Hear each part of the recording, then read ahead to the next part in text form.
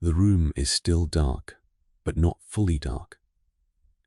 A single gas jet burns low in the hallway outside, and enough of its light slides under the door to give the room a faint grey outline. There is a mirror propped against the wall, a rectangle of glass no larger than a dinner plate, its silver backing worn through in one corner so that a small black hole interrupts the reflection. 4 girls share this mirror. This morning, a young woman named Nora Kavanagh, first one standing in front of it. She is buttoning her cuffs. The cuffs are white, stiff, with starch, and they must sit exactly at the wrist bone, no higher. She learned this measurement in her first week on the floor, learned it the hard way when a floor walker measured the gap between her cuff and her glove with 2 fingers held sideways and found it wanting. The buttons are small, cloth-covered, and her fingers are still clumsy with cold and sleep, so the work takes longer than it should.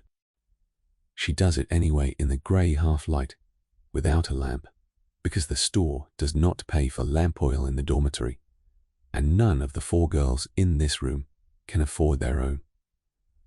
Beneath the cuffs, her collar. It is high, boned with a thin strip of whalebone sewn into the fabric to keep it from ever wrinkling or sagging against her throat, and it presses a faint red line into the skin below her jaw by mid-morning every single day. She fastens it at the back, blind, her fingers finding the hooks by memory. Over that, the dress itself, dark grey wool, cut close through the waist, unadorned except for a small line of covered buttons down the front, identical to the dress worn by every other woman who will stand behind a counter in this building today. There are perhaps 300 of them.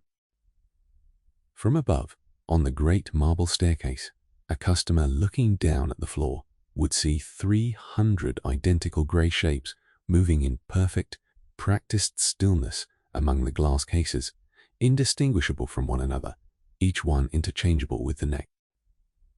Nora smooths the front of the dress with both hands, checking for wrinkles that are not there, a habit rather than a necessity at this hour. She reaches for her gloves last. They are white cotton, kept spotless through a private ritual of nightly washing that she performs in a shared basin down the hall, because a mark on the gloves is a finable offense, and she cannot afford, this week especially, to be fined. She pulls the left glove on first, working each finger into place, then the right, and she flexes both hands once they are seated, testing the fit the way a soldier might test the fit of a uniform before an inspection, because that is. She looks perfect, composed, immaculate, standing in front of that small cracked mirror in the grey pre-dawn light, in her dark dress and her white cuffs and her spotless gloves. Nora Kavanagh looks exactly like what the great department store downstairs wants her to look like, a piece of the store's own elegance. Ready to be positioned behind a glass counter the moment the doors open at 8. She is also 21 years old, and her feet already ache from yesterday, and the ache has not had enough hours of sleep to recede. And it will only get worse from here, and none of that will show. Not on her face, not in the steady, pleasant, welcoming expression she's about to hold for the next 12 hours without interruption. And that is where this story begins. Not with the glass counters, or the electric chandeliers, or the imported perfume that will fill the air the moment the doors swing open. With the woman standing in the dark, getting dressed for a performance that the world downstairs will never know is a performance at all. There is a very particular kind of daydream that the modern world has developed about places like this. You have probably had it yourself, even if you never called it by name. The Edwardian department store, all brass and glass and marble, electric chandeliers throwing warm light across polished mahogany counters, the air thick with French perfume and fresh flowers. Women in elegant hats drifting from counter to counter with nowhere else to be. It is the aesthetic behind 100 period dramas and 1,000 slow sepia-toned mood boards. Self-regiscore, some corners of the internet call it now, without much irony. The shop girl herself has become part of that fantasy too, a figure in a neat dark dress with a soft voice and gentle manners, standing at the center of all that glamour, seemingly a natural extension of the luxury around her. What that daydream leaves out is nearly everything that actually happened to the woman standing behind the counter. This is New York City. In the year 1912, the Grand Department Store is one of the defining inventions of this era, a genuinely new kind of building with a wholly new purpose. Before stores like this existed, a respectable woman did not spend an entire day unaccompanied, moving freely through a public commercial space. It simply was not done. The department store changed that. It was built, quite deliberately, as a safe and luxurious environment where a wealthy woman could arrive in the morning, spend the whole day browsing counter after counter, take lunch in the store's own restaurant, use the store's own retiring rooms, and leave in the evening having never once needed a chaperone or a male companion. It was, in its way, a genuine liberation. For the customer, for the woman selling to her, the calculation ran in the opposite direction entirely.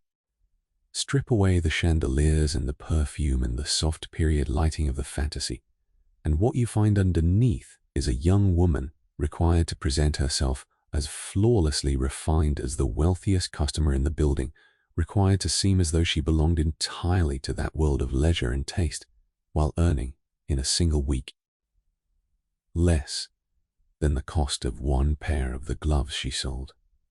She sold a life of ease that she herself was completely excluded from, 12 hours a day, 6 days a week, standing the entire time. This video is that contradiction, examined honestly.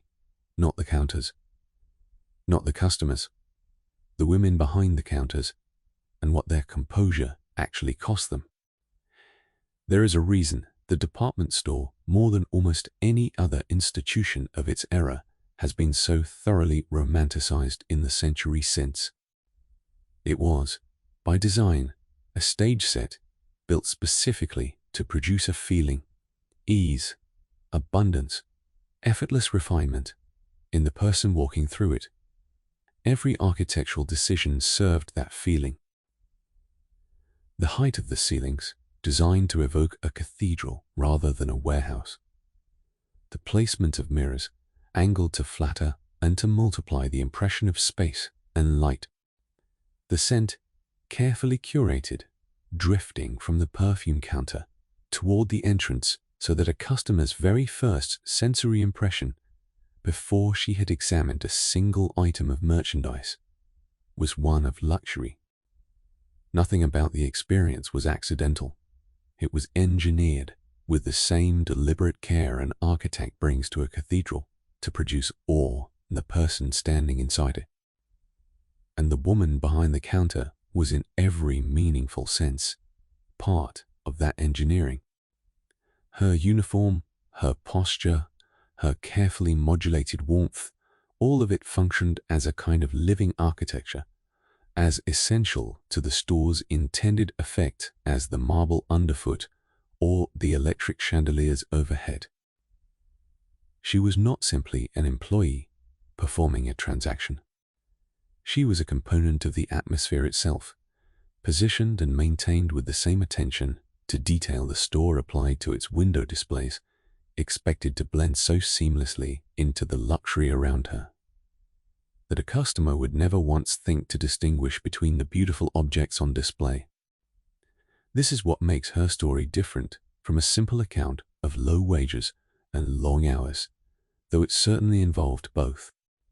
It is a story about a woman's entire physical presence, her body, her face, her voice, being conscripted into the service of an illusion she herself was never permitted to enjoy. She helped build a cathedral of consumption with her own aching feet, and she was never once invited to worship inside it as anything other than staff. Before we go further, if this kind of honest history is something you value, if you prefer the real version to the polished one, take a moment to subscribe. It helps us keep making these. And if you would like to, leave a comment telling me which era you find most fascinating. I read every one of them. Let us begin where every shift began.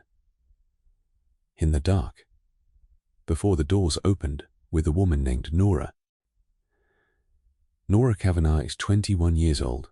She was born in a small parish in County Clare, on the west coast of Ireland, the fourth of 7 children, in a family that found a rented plot of land too small to support all of them into adulthood. She crossed the Atlantic 4 years ago, at 17, on a steamship ticket her older brother had saved 2 years to buy her, with a single trunk containing everything she owned and a letter of introduction to a cousin already settled in the city. She has not seen her mother since the morning she left, standing at the gate of the family cottage in a grey dawn, not unlike the one she woke into this morning, 4,000 miles and 4 years away. She found work at the store within a month of arriving, first in the stockroom, unpacking and folding, and then, after 18 months, promoted to the floor itself, to the glove and hosiery counter on the ground level. A position carries a small increase in wage. She is good at the work. She has a memory for sizes and a genuine, if carefully rationed, warmth in her manner that customers respond to. And in 4 years, she has become one of the more trusted girls at her counter. The newer employees are sometimes assigned to observe and imitate. Physically, she is 5 feet 5 inches tall, which was average for a woman of her background before she came to work here, and which she has since maintained through means that have less to do with nature. The uniform is cut to a standard silhouette, and a girl who does not fit that silhouette closely enough finds herself quietly, persistently encouraged toward alterations she cannot afford, or toward eating less, which costs nothing at all except the thing she's already shortest on, which is strength. Nora eats less than she would like. She has for 2 years. She does not think of this as deprivation exactly. She thinks of it as part of the job, the way another woman might think of memorizing sizes or learning to fold a scarf into a perfect square in 4 seconds. Her hands, inside those spotless gloves, are already showing the particular calluses of 4 years spent constantly handling merchandise, constantly folding and refolding, constantly performing small, precise motions at speed. Her feet, which will matter enormously to this story before the night is through, are already at 21, showing changes that a physician of the era might have called premature for her age, though no physician has ever examined them because a visit to a doctor costs money she does not have, and time she is not permitted to take. There is one object in this story that belongs entirely to Nora, that exists outside the economy of the store, and it is a small thing. In the bottom of her trunk, folded into a careful flat square, is a piece of the store's own wrapping tissue, the good kind, the pale lavender grey paper, reserved for the store's finest purchases, the kind that customers receive wrapped around a pair of kid gloves or a length of silk they will never think about again. Nora found this particular piece on the floor beneath the counter during her first week on the sales floor, a torn corner, discarded, and instead of sweeping it into the rubbish, she folded it and kept it. It is the first beautiful thing she ever touched inside this building that was not, in some way, immediately for sale. To somebody else, she has kept it for 3 years. She does not know why exactly, except that some nights, lying in the dark after a 14-hour day, it helps to know that one small, beautiful thing in her possession belongs to nobody but her. This is the morning of a Saturday in March 1912.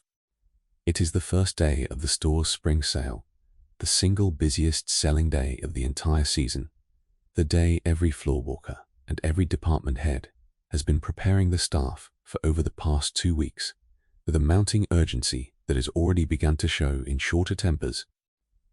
The doors will open at 8. By 9, the ground floor will be shoulder to shoulder with customers. Nora will not sit down. Not once, not for a moment, until the doors close again at 6 that evening. There is a version of Nora's life that exists only in the letters she sends home to Claire, carefully composed on Sunday afternoons, her single half-day off each week, written in a hand that has grown neater and more confident with practice over 4 years of correspondence. In those letters, she describes the store in terms her mother would recognize as impressive: the electric lights, the beautiful merchandise, the fine ladies she serves. She mentions her promotion to the sales floor with genuine pride, because it is, by any reasonable measure, an accomplishment. A rise from stockroom girl to sales counter that not every new arrival manages within 4 years.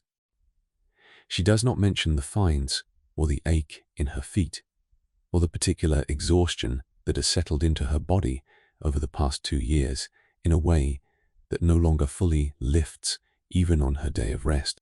Her mother has enough to worry over already, a farm that barely feeds the family still at home, and Nora has decided, deliberately and without regret, that the ocean between them will also serve as a kind of mercy, a distance wide enough that her mother need never know the full weight of what her daughter carries. The cousin Nora mentioned earlier, a woman named Bridget, who works as a domestic servant in a house across the river, remains her one true connection to anything resembling family in this country. They meet on alternating Sundays, when their schedules allow, sharing a cup of tea in a small room Bridget rents, trading news and small comforts, and Bridget is the only person in America who has seen, firsthand, the particular way Nora's shoulders drop the moment she steps outside the store's staff entrance.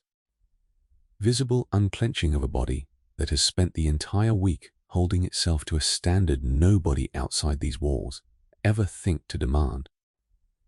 The specifications of today's task, though Nora has not seen them written down, have been communicated clearly enough through the mounting instructions of the past 2 weeks.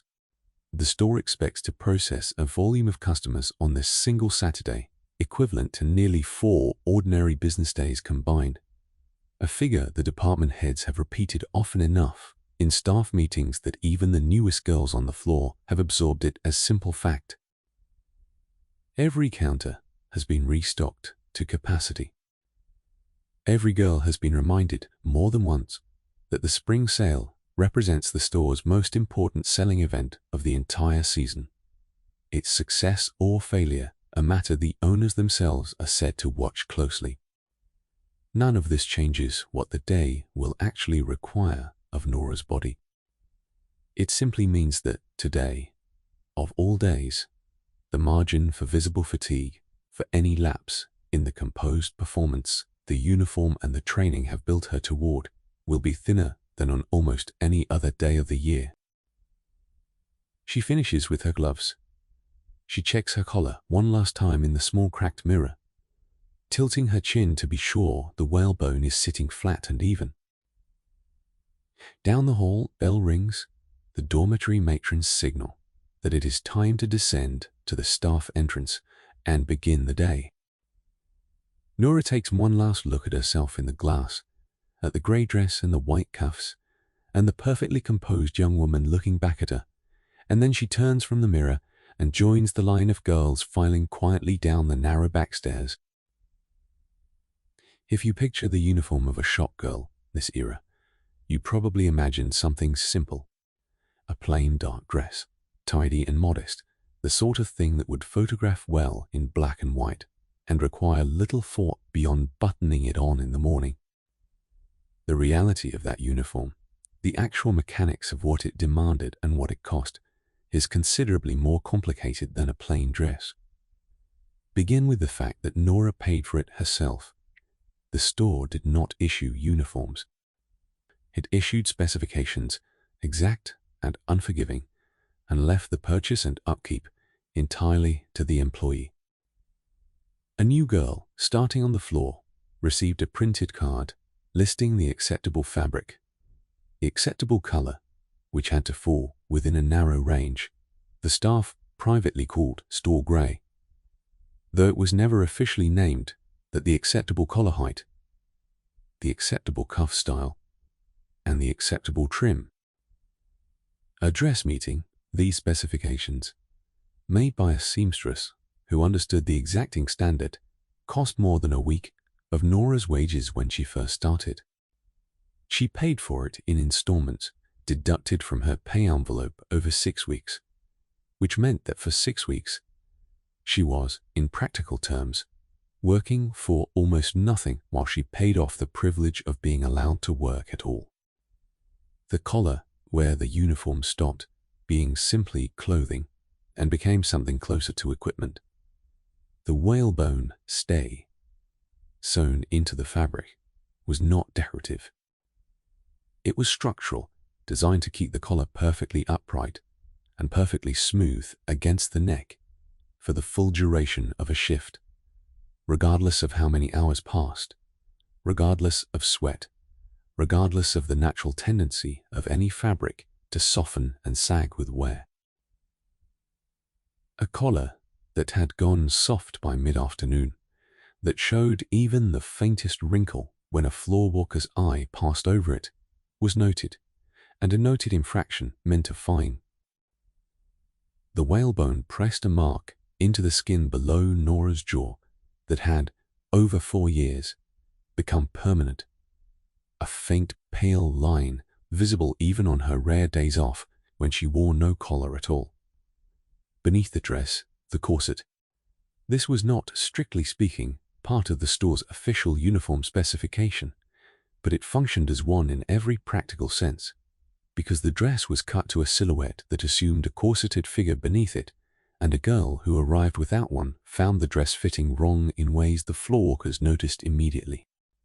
The corset of 1912 was less severely restrictive than the hourglass corsets of decades earlier, the fashion having shifted toward a longer, straighter line, but it still compressed the rib cage and the abdomen, still limited the depth of a full breath, still had to be laced tightly enough to hold the desired shape through 12 hours of constant movement and constant standing.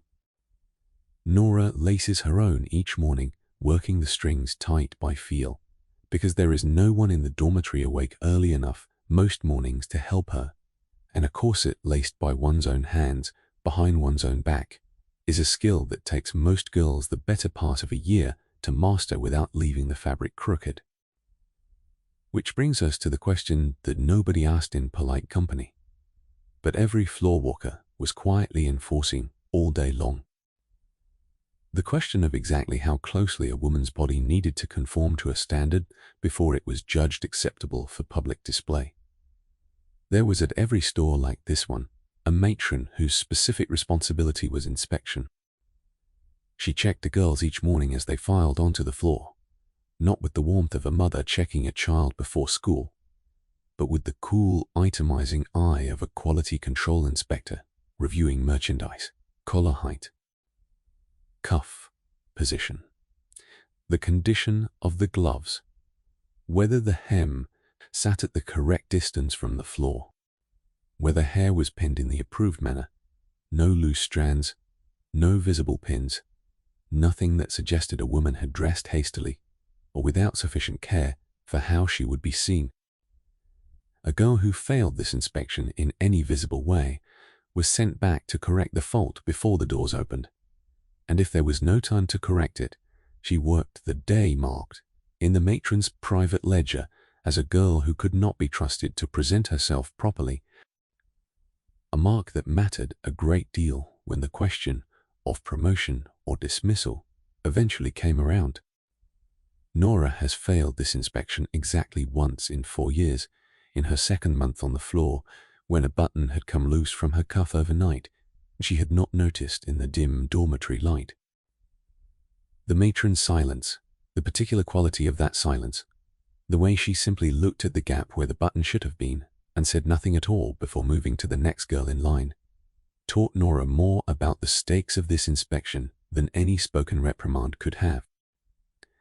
She has checked every button, every hook, every seam, every single morning since, sometimes twice, in a mirror the size of a dinner plate, by gaslight before the sun has fully risen.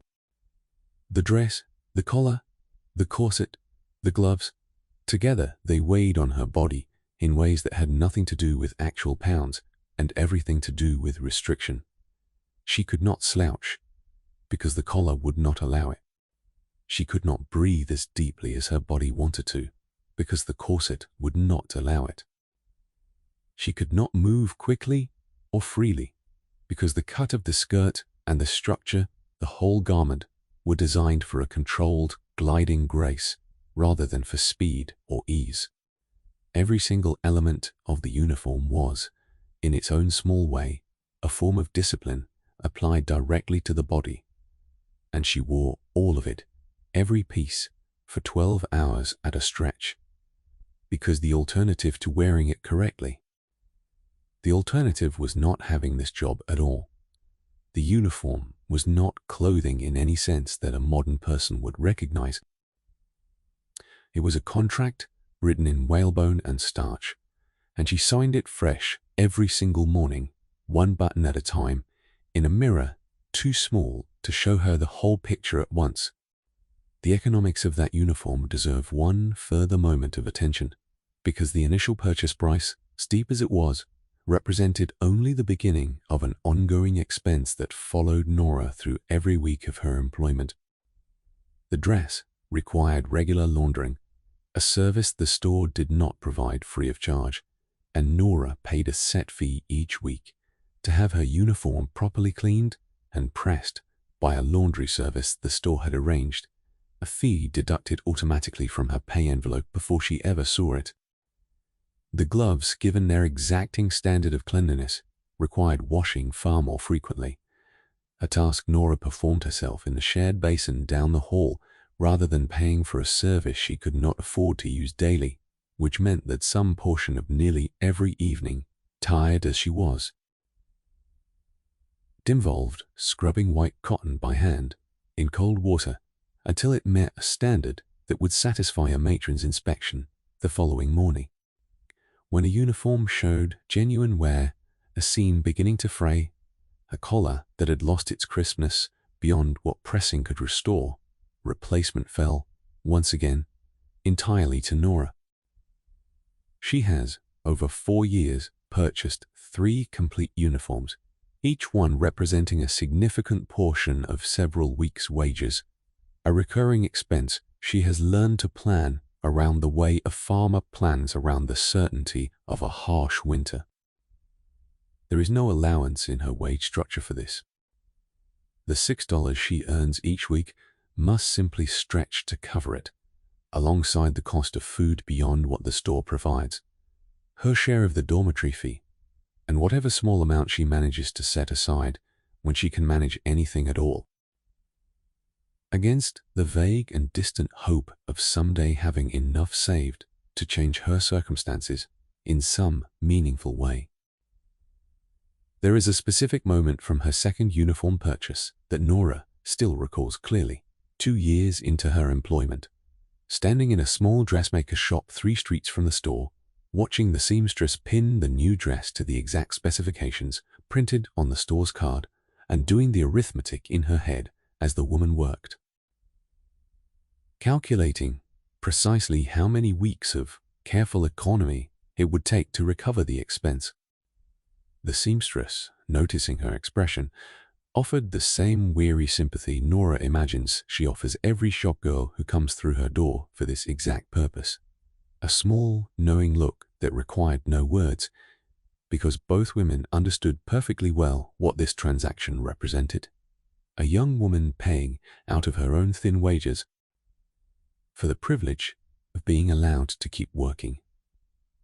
Which brings us immediately and unavoidably to what that uniform was worn while doing, and the answer for the entirety of a shift was standing. I want to pause here and let this settle, because it is the single physical fact, the center of this entire story, and it is easy to hear without truly absorbing what it means. Shop girls were not permitted to sit down during their working hours, not when the floor was quiet, not when there were no customers at the counter. Not for a moment, at any point, across a shift that ran 10 to 12 hours, 6 days a week. There were, in most stores of this era, no stools provided behind the counters at all, a deliberate omission, because a stool within reach was an invitation the management did not wish to extend. Some stores went further and posted the rule explicitly, printed on cards affixed near the staff entrance. No sitting on the sales floor under any circumstances. Think about what that actually requires of a human body. Not walking, which at least distributes weight and engages circulation in a way that helps rather than harms. Standing. Static, upright, weight-bearing, standing on hard marble or hardwood flooring with almost no give to it for 10 to 12 hours, with perhaps a single brief meal break in the middle of the day, nothing resembling a true rest at any other point. The physical toll begins within the first few hours and compounds relentlessly from there. Blood pools in the lower legs because the muscular pumping action that normally helps return it to the heart, the contraction and release that happens naturally with walking, is almost entirely absent in someone standing still. The feet swell, the ankles swell. By the middle of a long shift, many shop girls found that their boots, laced comfortably that morning, had become tight enough to cause real pain, the flesh of the foot having expanded against leather that could not expand with it. The arches suffer their own specific and progressive damage. A foot that spends 10 or 12 hours a day, 6 days a week, bearing weight in a stationary position inside a stiff leather boot with almost no cushioning by modern standards, begins to lose the structural support that keeps the arch lifted. Over months and years, this produces what physicians of the period, on the rare occasions they examined a shop girl's feet at all, sometimes called shop girl's foot, a chronic, progressive flattening and weakening that never fully reversed, even on the girl's single free day each week. Because a single day of rest could not undo what 6 days of standing had done. The lower back absorbs its own share of the damage. Standing perfectly upright, with a straight spine and squared shoulders, the posture, the uniform and the matron both demanded, requires sustained muscular effort from the lower back and the core in a way that most people never notice because they rarely hold that posture for more than a few minutes at a time. Nora holds it for 12 hours. By the end of a long shift, the muscles along her spine ache with a deep structural fatigue that no amount of standing still the next morning, waiting for the doors to open, ever fully resolves before the next 12 hours begin. There were people, even at the time, who understood exactly how damaging this was and said so publicly. There is a particular hour in every long shift that the girls at Nora's counter have privately named among themselves. It falls somewhere between 2 and 3 in the afternoon, after the initial adrenaline of the morning rush has fully burned away, and before the anticipation of closing time provides any fresh reserve of energy to draw on. In this hour, the accumulated strain of standing since before 8 becomes for the first time in the day noticeably difficult to conceal. Nora has learned small, private techniques for surviving it. She shifts her weight almost imperceptibly from one foot to the other every few minutes, a movement so slight that a customer would never notice it, though a trained floorwalker sometimes does. She curls her toes inside her boots, a tiny isometric exercise that does nothing to relieve the swelling, but gives her something to focus on besides the ache itself. She has learned to lock her knees in a way that distributes weight more evenly through her hip joints rather than her lower back, a trick an older shopgirl taught her in her first year, passed down the way useful knowledge passes between women who share the same daily suffering and have every incentive to help each other survive it. None of these techniques solve the underlying problem. They simply extend by small margins the amount of time Nora can stand before the ache becomes visible on her face. And extending that margin matters enormously, because a visible wince, a momentary closing of the eyes, a hand pressed briefly against the small of her back, any of these small, human, entirely understandable responses to 12 hours of continuous standing, if witnessed by a floorwalker. The medical understanding of what prolonged standing does to the body was, in 1912, still developing, but it was developing quickly, driven in large part by physicians who had begun paying closer attention to the specific occupational illnesses, and other women whose work required sustained standing rather than seated labor. These physicians documented a consistent pattern: chronic swelling of the feet and ankles that did not fully resolve even with rest. Early varicose vein formation at ages far younger than would typically be expected.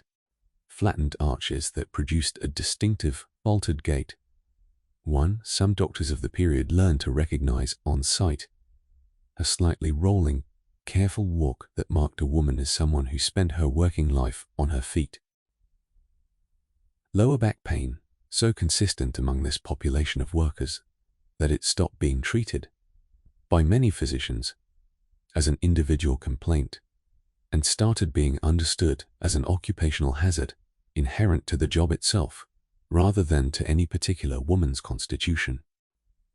A movement calling itself Seats for Shopgirls campaigned for years in Britain and eventually gained traction in parts of the United States, arguing, with medical testimony from sympathetic physicians, that the no-sitting policy caused measurable, permanent harm. The campaign's central demand was almost absurdly modest by modern standards. Not shorter hours, not higher wages. Simply the presence of a stool behind each counter, available for use during the inevitable lulls between customers, when a shopgirl's continued standing served no purpose at all, except to maintain the store's preferred aesthetic of constant uniform readiness. Some stores, under the pressure of public campaigns and occasional legislative action, eventually installed a small number of stools. The store Nora works for has resisted so far, arguing, through its management, that a girl permitted to sit would inevitably appear less attentive, less immediately available the instant a customer approached, and that the appearance of constant readiness was worth more to the store than the physical well-being. There is, notably, a stool tucked away in the stockroom behind Nora's counter, technically available for use during restocking tasks that require kneeling or crouching, but its use for any purpose resembling rest has been made clear, through unspoken but consistent enforcement, to be an infraction waiting to happen. Nora has never heard of the Seats for Shopgirls campaign by name. She has no way of knowing that physicians in another country have written papers about exactly what is happening to her feet and her spine, that there are women organizing at this very moment on the other side of an ocean to argue on her behalf for something as small and as enormous as a chair. She only knows that by 4 o'clock this afternoon, on the busiest day of the season, with 8 hours still standing between her and the closing bell, her feet will feel as though they belong to someone else entirely, someone she is required to keep walking on regardless.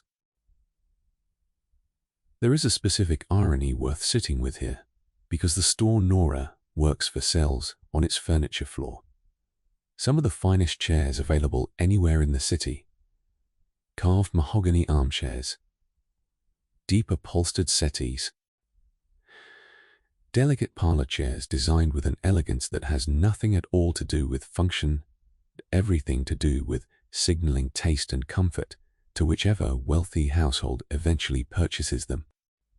Nora walks past this furniture floor several times a week, running errands between departments, and she has never once, in 4 years, been permitted to sit in any of it, not even for the 10 seconds it might take to demonstrate a chair's comfort to a hesitant customer, a task reserved instead for the customer herself, who lowers herself into the cushions while Nora stands nearby, describing the craftsmanship, gesturing at the fine joinery, entirely upright the whole while.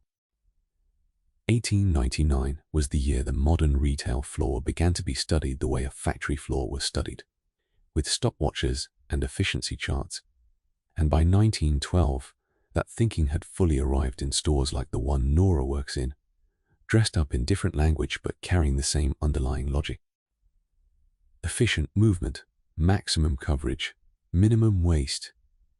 Apply to a shop floor, that logic produced a floor walker. He is a man, always a man, dressed in a dark suit that distinguishes him from both the customers and the sales staff. And his entire function is to move continuously through the aisles of the store, watching. He does not sell anything himself. He watches the girls who do. He is looking for a specific, narrow list of infractions, and he has trained himself to spot them from a considerable distance across a crowded floor in a single sweeping glance. Leaning against a counter, even briefly, even to relieve weight from one aching foot for a few seconds, was an infraction. Talking to a coworker, even about a legitimate work matter, if it lasted more than the briefest exchange, was an infraction. And perhaps most insidiously of all, appearing tired, showing any visible sign of fatigue on the face or in the posture. Something a floor walker might note simply as insufficient enthusiasm was itself a finable offense, entirely independent of whether the girl in question had actually done anything wrong. For Nora, on a day like this one, floor walker's presence adds an entire second layer of labor on top of the physical demands of standing and selling. She is not only managing her own exhaustion, she is managing the visible appearance of that exhaustion constantly in every muscle of her face and every angle of her posture, because she has learned through 4 years of careful observation exactly which floor walker patrols which section at which hour, and she has learned to read the rhythm of his rounds the way a sailor reads tide charts, timing her own smallest moments of relief, a shift of weight from one foot to the other, a brief closing of her eyes to the windows when his back is turned. She is being watched with precisely the same close attention she is expected to give every customer who approaches her counter. The difference is that only one of those forms of attention is ever acknowledged. A customer who feels well attended to might mention it to a floor manager, might even become a regular, a small credit to Nora's name in a system that rarely offers credit for anything. The floor walker's attention, by contrast, produces only debits. He is not there to notice what she does well. He is there to catch what she does wrong, and on the busiest day of the season, with fatigue mounting in every girl on the floor by early afternoon, he will find something to catch in nearly every one of them before the day is through. The specific man patrolling Nora's section today is one she has come to know well over her 4 years on the floor, a Mr. Halloway, precise and unfailingly polite in his manner, which somehow makes his scrutiny feel more unsettling rather than less. He does not raise his voice. He does not need to. He simply appears at intervals that seem random but are not positioned to observe her counter from an angle that allows him to catch nearly any lapse before it fully registers on her own face. And when he does note something, he makes a small, unhurried entry in a notebook he carries in his breast pocket. The gesture itself carrying more weight than any spoken reprimand, because Nora has learned that whatever gets written in that notebook eventually becomes a number subtracted from her pay. This entire apparatus of observation, formalized and systematic, arrived in retail floors like this one, following the same broader current of thinking that was at this exact moment in history, reshaping factories across the country. Efficiency experts had begun studying the movements of factory workers with stopwatches, breaking every task down into its smallest component motions, searching for waste, for hesitation, for any gap between what a worker's body was doing, what it could theoretically be doing if optimized fully. That same logic, applied to a sales floor rather than an assembly line, produced the floor walker's constant patrol, the itemized fine schedule, the emphasis on visible, continuous readiness. Nora's body, in this framework, was not so different from a piece of machinery that management wished to keep running at maximum, uninterrupted output for the full duration of its shift, and any moment spent leaning, resting, or simply being visibly human represented in the coldest possible accounting, a small inefficiency to be identified.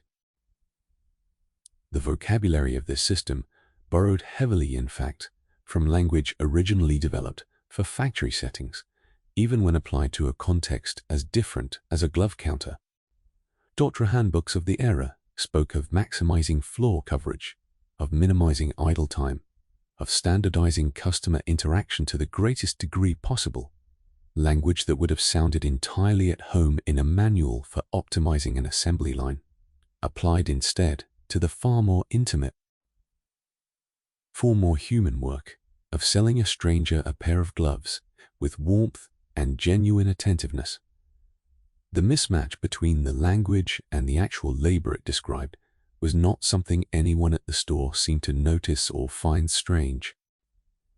It had simply become the water they all swam in, management and staff alike, a set of assumptions about efficiency and discipline so thoroughly normalized that questioning them would have seemed, to most people working inside the system, not radical, but simply confused, a failure to understand how a modern, well-run establishment.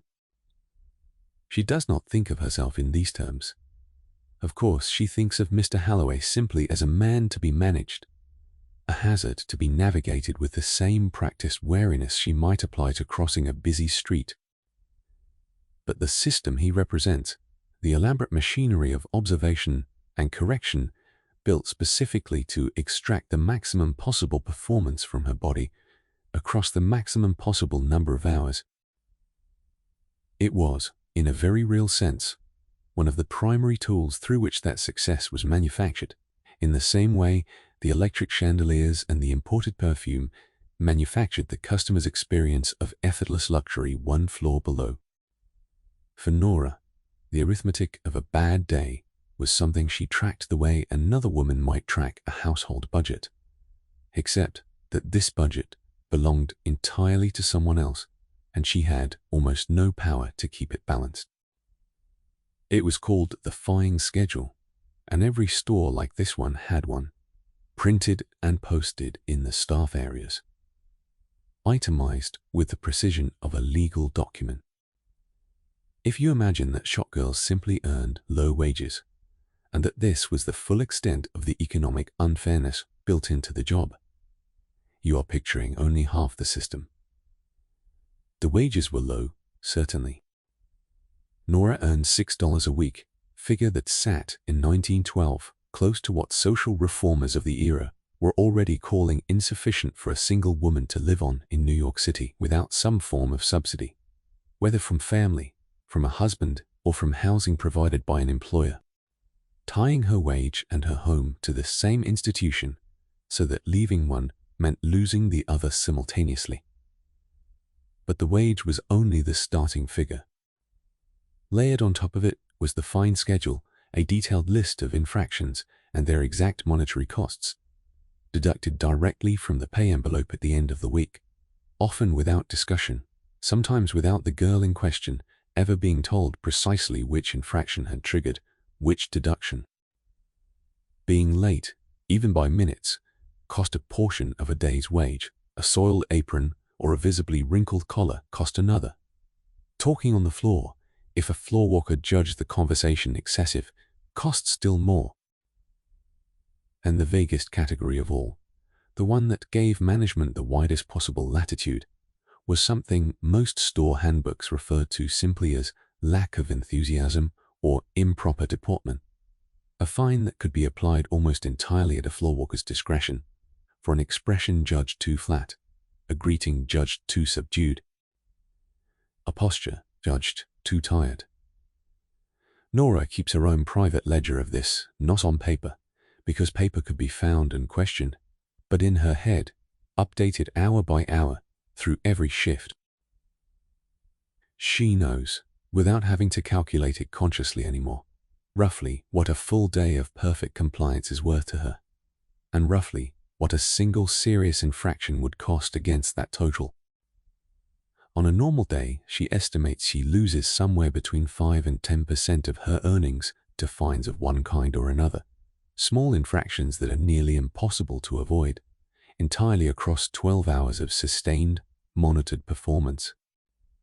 On a bad day, the kind where exhaustion shows through despite every effort to hide it, the kind where a floor walker happens to catch her leaning for even a few seconds against the edge of the counter to relieve her aching feet, the fines can consume a much larger portion of a day's pay, sometimes enough that she calculates walking home that she worked an entire 12-hour shift for what amounts to almost nothing at all once the deductions had tallied. The specific injustice of this system was not lost on the women living inside it, even though almost none of them had any language in 1912 for describing it the way a modern observer might. Nora understands, in her own plain terms, that the fines exist because the store has found a way to profit twice from the same body. Once from the labor she performs selling gloves and hosiery to customers, and a second time from her own exhaustion, her own aching feet, her own inevitable human lapses in the impossible standard of constant, cheerful, flawless performance, each lapse converted directly into a small deduction that flows back to the store rather than staying in her pocket. The store had built an entire second economy on top of her own fatigue, and she paid into it every single week whether she wanted to or not. There is a specific memory Nora carries from her second year on the floor that captures the system with particular clarity.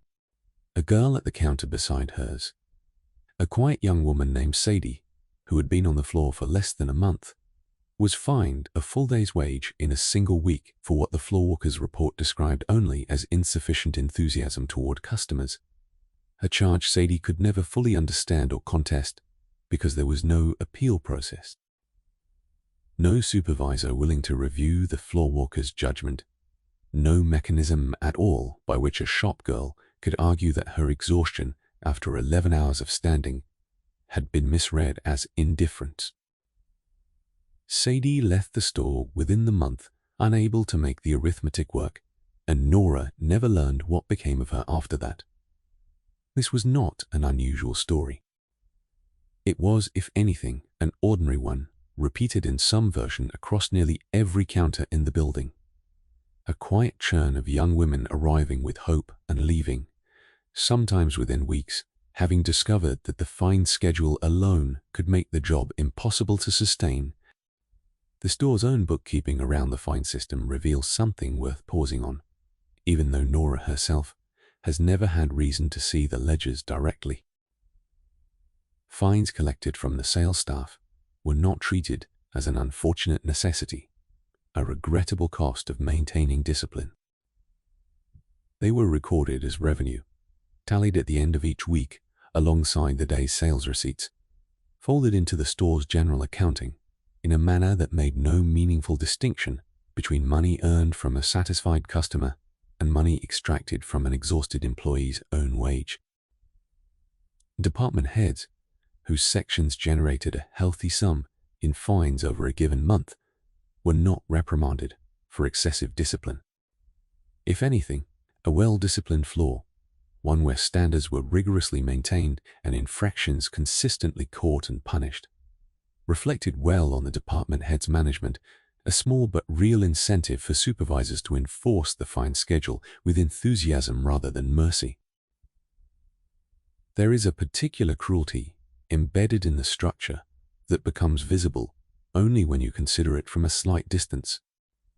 A girl who is tired, who has been standing for 10 hours already, who is visibly struggling to maintain the required cheerful composure, is precisely the girl most likely to be caught by a floorwalker's eye, precisely because her fatigue has begun to show through despite her best efforts. The fine, in other words, falls hardest on exactly the women who are working hardest against exhaustion and lightest on women whose shifts happen to fall during quieter hours or who possess, through some combination of youth and constitution, a greater natural stamina for the physical demands of the job. The system did not punish laziness. There was no laziness to punish. It punished the visible symptoms of an impossible standard, applied without any allowance for the basic, unavoidable reality that a human body grows tired after standing for 10 or 12 hours, regardless of how willing its owner is to keep working. Caught. Nora has, over 4 years, developed something close to a survival philosophy around the fine schedule, though she would never describe it in such formal terms herself. She has learned to treat every fine as a kind of weather, an event to be endured rather than fought, because fighting it, arguing with a floorwalker's judgment or a matron's decision, has never once, in her observation, produced a reversal. The system offers no appeal that carries any real weight. A girl's word against a floorwalker's report is not a contest at all. It is simply not a contest that exists. And so Nora has learned to absorb each fine the way she absorbs a customer's rudeness, silently, without visible reaction, filing it away in the private ledger she keeps in her head and moving immediately to the next task, because dwelling on an injustice she cannot correct costs energy. Today carries its own particular risk in this regard, precisely because it is the spring sale, the single day of the year when the volume of customers makes perfect, continuous composure hardest to sustain and easiest for a floorwalker to catch falsely. Nora has already, by mid-afternoon, felt her own vigilance beginning to fray at the edges, a customer's sharp tone landing with slightly more sting than it would on a quieter day, a brief, involuntary sigh escaping her as she reaches for a box on a high shelf, her arm trembling faintly with a fatigue that has nothing to do with the weight of the box itself. She has caught herself twice already today, correcting her expression a half-second after it began to slip, hoping both times that Mr. Halloway's attention happened to be elsewhere in that particular instant. She will not know until her pay envelope arrives at the end of the week whether either of those moments found its way into his notebook. Now, the customer. Because if the floorwalker represented the punishment side of Nora's day, the customer represented the performance itself, the entire reason the uniform, the posture, and the carefully managed expression existed in the first place. If you imagine that working behind a glove counter in a grand department store carried at least the small compensation of proximity to glamour, of spending your days near beautiful things, and by extension, near a kind of borrowed elegance, you are picturing something that had a grain of truth in it, and a much larger portion of exhausting fiction layered on top. Yes, Nora spent her days surrounded by the finest merchandise available in the city. Kid gloves imported from France, silk stockings so fine they seemed to weigh nothing at all in the hand. But her relationship to those objects was never one of enjoyment. It was one of labor, performed for the benefit of women who could purchase in an afternoon what Nora earned in a month. The emotional demands of the job were in some ways more exhausting than the physical ones, precisely because they were less visible, therefore never acknowledged as labor at all. A customer approaching the counter expected, as a matter of course, warmth, patience, and unwavering deference, regardless of how she herself behaved. A customer who was rude, who handled merchandise carelessly, who tried on a dozen pairs of gloves with no intention of purchasing any of them, who spoke to Nora in the particular clipped, dismissive tone some wealthy women reserve for shop staff, still received the same practiced warmth, the same patient smile, the same unhurried attention as a customer who was kind. There was no acceptable version of the job that allowed Nora's face to show what she actually felt in these moments. The smile was mandatory. The tone of gentle helpfulness was mandatory. And maintaining both, hour after hour, in the face of behavior that ranged from pleasant to openly demeaning, required a specific and exhausting kind of internal labor that had no name yet in 1912, though every shop girl in the building. On this particular Saturday, midway through the afternoon, Nora serves a customer who will stay with her in memory longer than most. The woman is perhaps 40, dressed in a walking suit that likely cost more than Nora earns in 3 months, and she arrives at the glove counter already visibly irritated by the crowds elsewhere in the store. She asks to see a dozen different pairs of gloves in rapid succession, examining each one under the electric light, running a critical thumb along seams that are, in every case, flawless, and finding fault regardless. She complains at increasing volume about the quality, about the selection, about the length of time it is taking, though the delay is entirely a product of her own indecision rather than any failure on Nora's part. At one point, she drops a pair of gloves onto the counter with enough force that Nora flinches. An involuntary reaction she immediately suppresses, smoothing her expression back into pleasant readiness before the woman even looks up. Nora does not raise her voice. She does not let her face register the sting of being spoken to as though she were something slightly less than a person. She continues patiently to present option after option, to apologize for delays that are not hers to apologize for, to absorb the customer's frustration as though absorbing it was simply part of the transaction, which, in the economy of this store, it entirely was.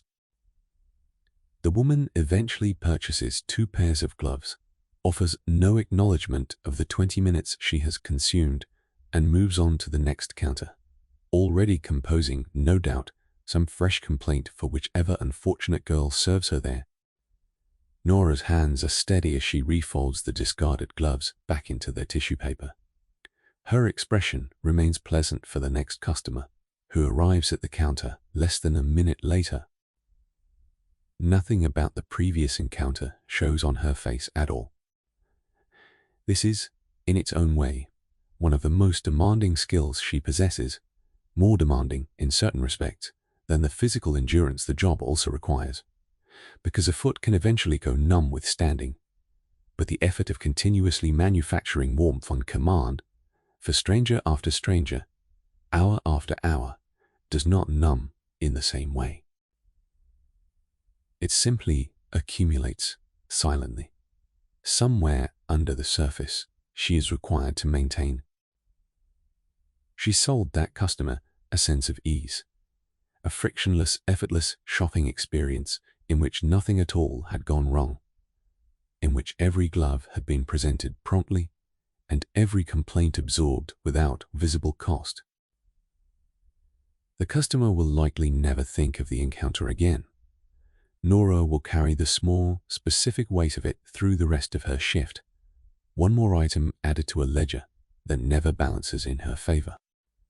Not every customer treats her this way, and it would be its own kind of distortion to suggest otherwise. Many of the women who approach Nora's counter are perfectly pleasant, some truly warm, a few even curious about her, asking small questions about where she learned to fold a scarf so neatly, or whether she enjoys the work. Questions that Nora answers with a practiced, pleasant vagueness calibrated to seem forthcoming without ever revealing anything a customer might find uncomfortable to hear. But the job requires her to be equally warm, equally patient, equally deferential to every single person who approaches, regardless of where on that spectrum, from kindness to cruelty, they happen to fall. And it is precisely this requirement of uniform performance, regardless of what she actually receives from the person across the counter, that constitutes the deepest layer of the emotional labor involved.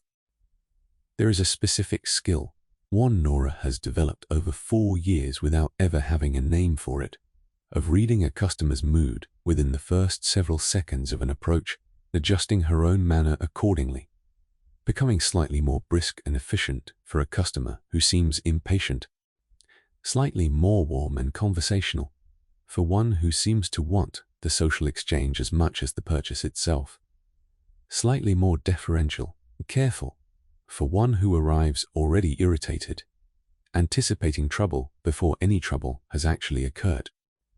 This constant, rapid recalibration, performed dozens of times across a single shift, for stranger after stranger, requires a kind of sustained attentiveness that has its own cost, distinct from the physical cost of standing but no less real, a mental and emotional vigilance that leaves her, by the end of a long day, as thoroughly depleted in her mind as her feet are depleted in her body.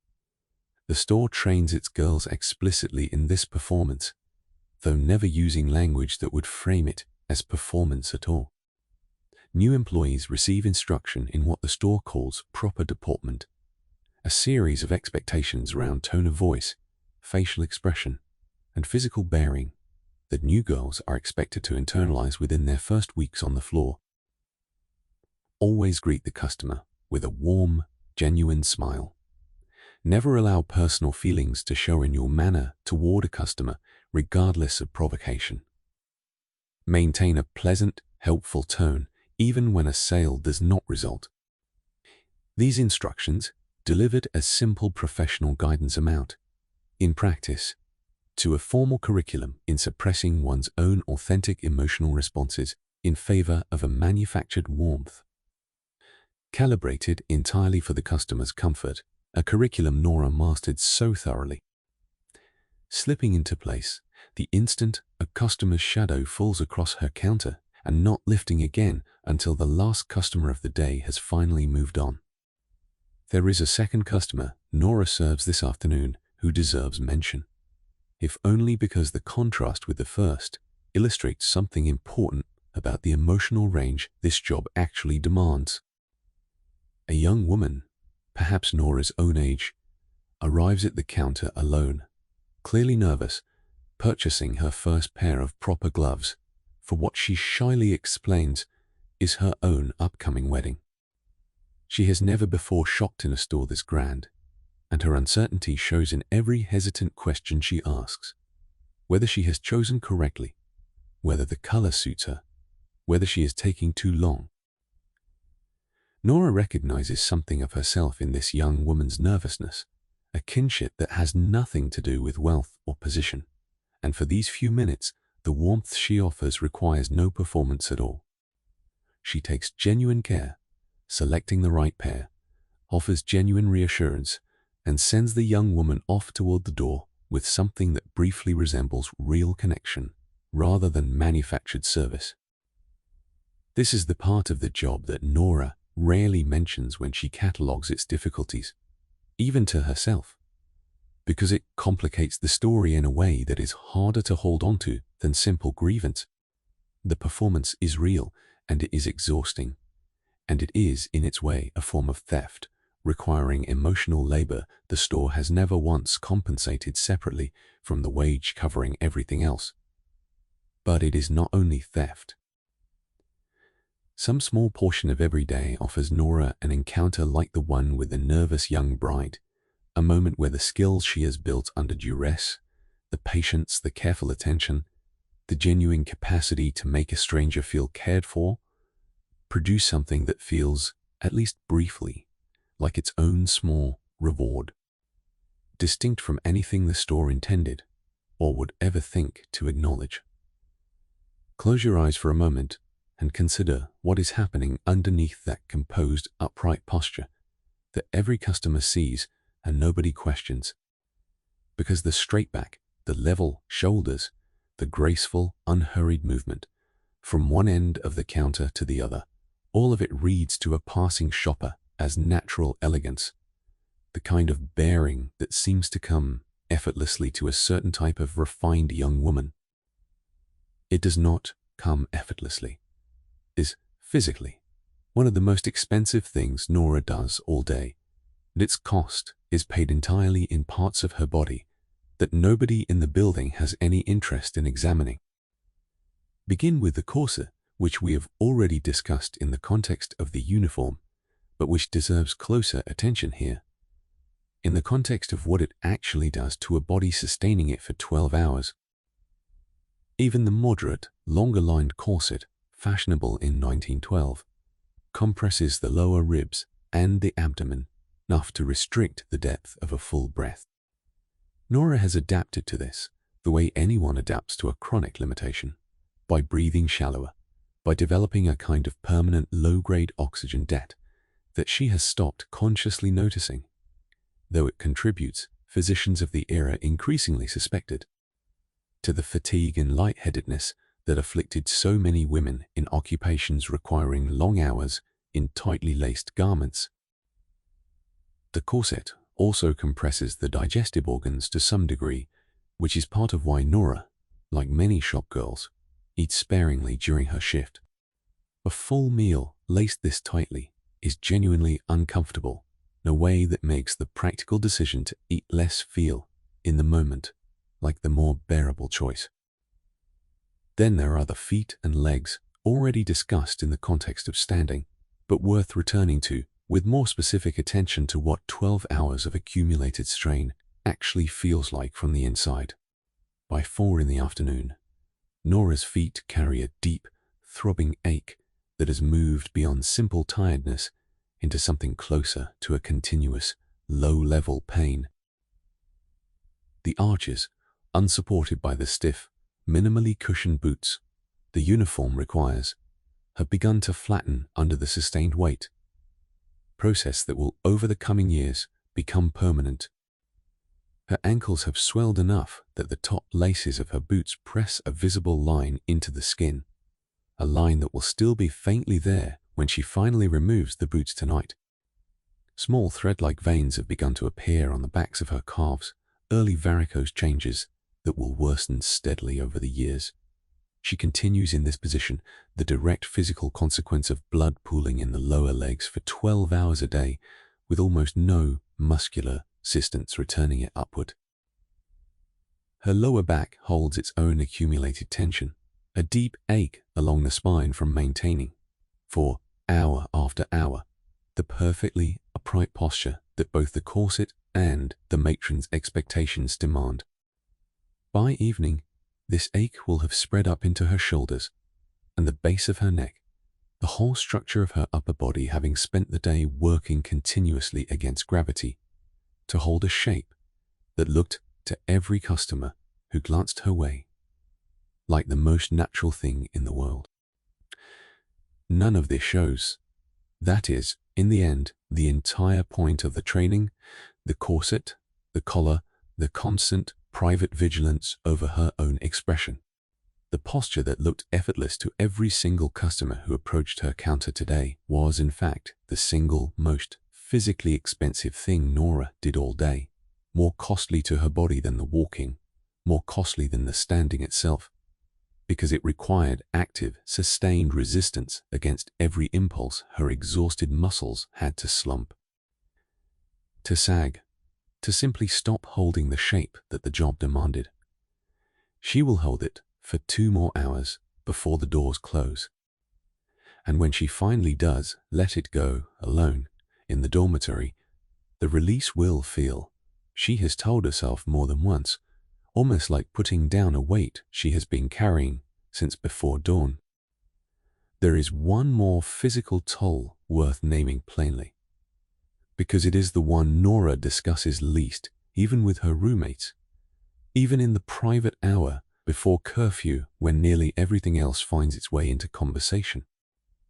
Standing for 12 hours a day, 6 days a week in a fitted corset produces changes in the pelvic region that some physicians of the era attributed, rightly or wrongly, by later medical understanding to displacement of internal organs under sustained pressure and gravity. Whether or not the specific medical theory held up, the lived experience it was attempting to describe was real enough. Many shopgirls, Nora among them, experience a persistent low-grade discomfort in the lower abdomen and pelvis by the later years of standing employment, a heaviness that has no simple remedy and that she has learned, like everything else, to work through rather than address. Because addressing it would require a rest her circumstances have never once offered her. The cumulative picture, taken as a whole, is one that a modern physician would recognize immediately as a body under sustained occupational strain, the kind that, left unaddressed for years, produces lasting structural change. Nora is 21. If she remains in this position another decade, and many shopgirls did remain for a decade or considerably longer, having no better alternative to move toward, the changes already underway in her feet, her spine, and her circulation will have deepened into something closer to permanent disability by ordinary standards. Though nobody around her would ever describe it using so severe a word, because the slow, incremental nature of the damage, a little worse each year rather than all at once, makes it easy for everyone involved, the store, the customers, even Nora herself on her better days, to simply not notice how much has actually been lost. There is a particular moment recurring perhaps twice or 3 times across an average shift, when the accumulated strain of the corset makes itself known in a way Nora has learned to manage without ever letting it show on her face. It happens most often after she has bent forward slightly to retrieve a box from a lower shelf behind the counter, a motion the corset's boning resists at the best of times, and straightening back upright sends a brief, sharp compression through her ribs that steals the breath from her for a fraction of a second. She has trained herself to time this motion for moments when no customer stands directly before her, a small piece of choreography added to the dozens of others she performs unconsciously throughout the day, all of them serving the same purpose to ensure that whatever her body is actually experiencing, the corset's effect on digestion compounds through the day in ways that become most noticeable by late afternoon. A meal eaten at midday, however modest, sits differently in a body compressed this tightly than it would in one dressed for comfort rather than presentation. And Nora has learned through years of trial exactly how much she can eat during her brief break without inviting a discomfort.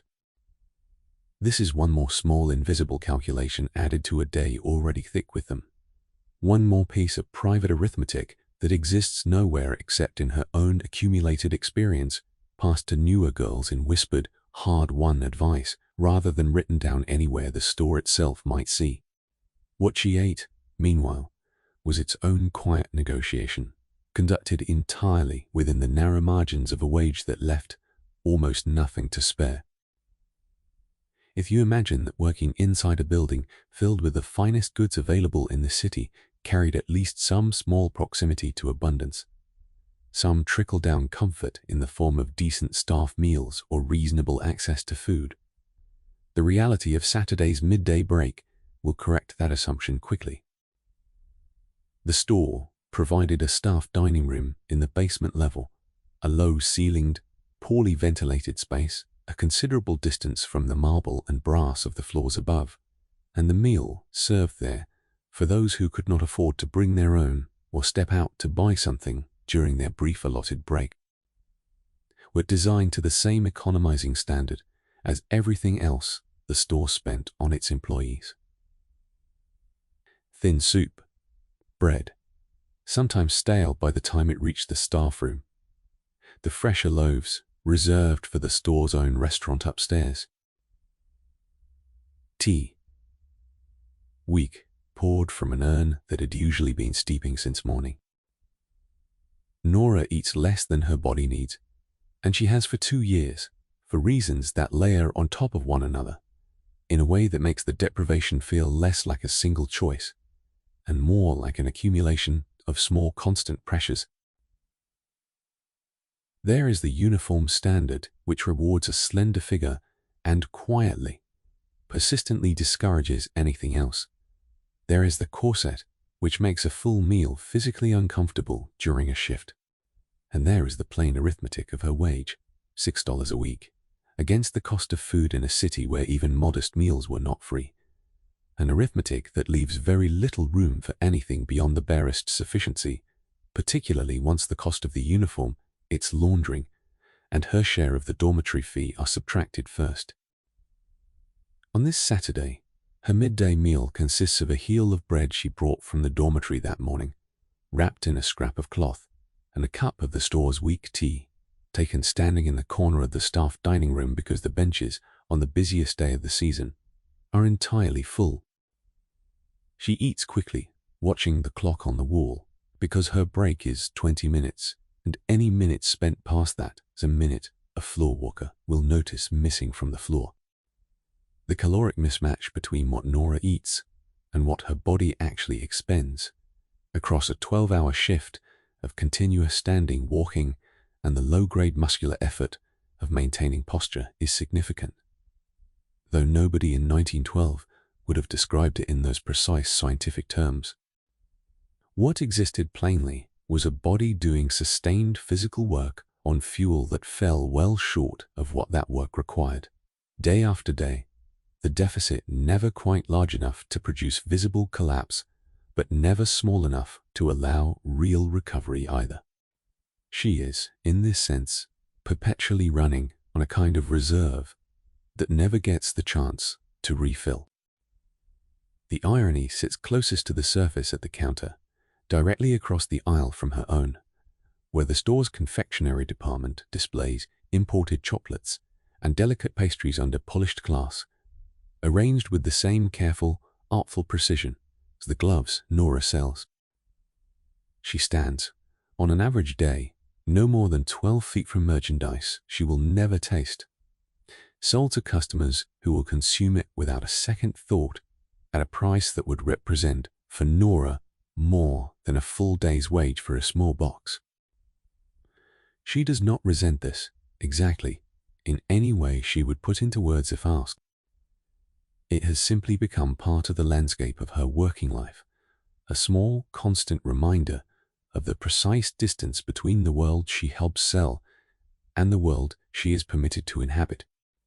By the end of a shift like today's, that gap between output and intake has produced its own specific, familiar sensation, a light-headed thinness at the edges of her attention that she has learned to work through the same way she works through the ache in her feet, by simply continuing, because continuing is the only option.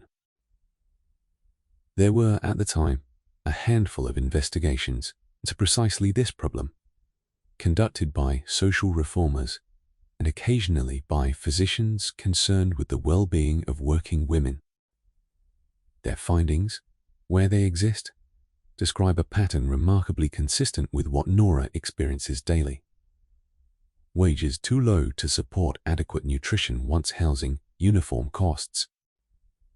Staff meals, where provided at all, calculated to the lowest possible standard the store could offer without provoking open complaint. A working population showing measurable signs of chronic, mild malnutrition, not the dramatic starvation that provokes public alarm, but a quieter, more insidious deficiency, the kind that saps strength and concentration without ever producing a crisis dramatic enough to demand intervention. Some of these reformers argued, in pamphlets and testimony before the occasional sympathetic legislative committee, that a woman's productivity as a salesperson was directly undermined by the store's own failure to feed her adequately, an argument framed deliberately in terms the store's owners might actually find persuasive. Since appeals to a shopgirl's basic well-being had proven, again and again, insufficient to move policy on their own.